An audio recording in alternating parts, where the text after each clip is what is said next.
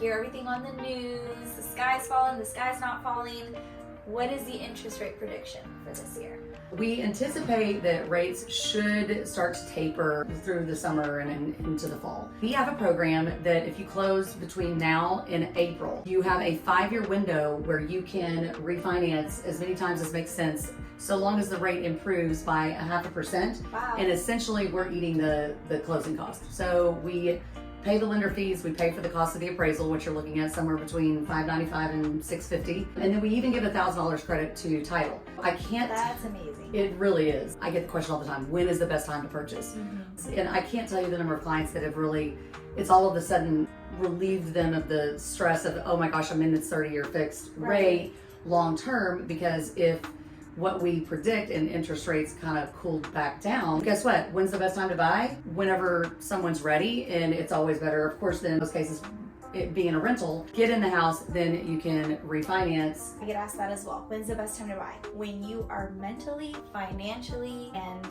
just overall ready to make that commitment. We'll say spring, fall, whatever. Yes, there's ebbs and flows, but when you're ready to make that commitment, you have to be ready to say, I'm going to make this 30-year, 15-year commitment.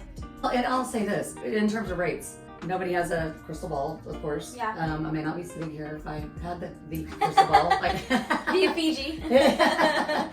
But I think, going back to this 5-year program that we have, if we don't know what rates are going to do, but you do know that you have that option, I think all of a sudden it relieves, some decision making, like, oh, I made the time to purchase at the wrong time, right? And I hate to use the cliche that we always hear, marry the house at day 3, but it's true. Especially in this scenario, right? I think that it makes sense. I've had a client that purchased who pulled a spreadsheet out and they did the math on the 6 years that they rented. It really solidified going in for ourselves. We're building equity for ourselves. 100% of somebody else's mortgage or X% on something that you own. Right. Well, and I think also that a portion of this is just having knowledge, because I feel like there's fear, or sometimes clients will have fear for just not having information. A lot of times it may just make sense to get information. I've got a client right now and she knows exactly what she wants. Started working with her back in October, November, and she's getting ready to purchase like in July, and we have put together a plan. People think that, oh, I'm talking to a realtor or I'm talking to a lender, that means I have to do something now, or they expect me to do something now. We go off your pace, right? It's all about setting the expectation from the beginning. Like, I have people that come to me all the time and they're like, well, we just don't know where we stand. Credit Karma says my credit score is this, and wait, does Credit Karma actually give you your accurate credit score?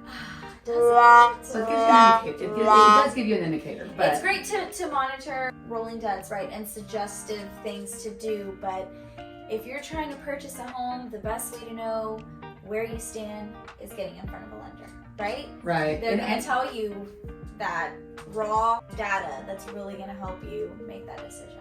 Well, and I would say too, kind of going back to what you're talking about with interest rates, if I'm in the market to purchase sometime in the relatively near future, then I'm going to start looking at what interest rates are on my consumer debts, because that really is what is really affected in credit card debt. Actually, I've got a number of clients that we could even look at going in to some type of refinance and paying off consumer debt. That way, then they're in the green per se. Right, in order to go purchase whatever their dream home is. Maybe that's a really good tip, because I find that in as many credit reports as I look at every week, I find that it seems as though the credit card debt is going up.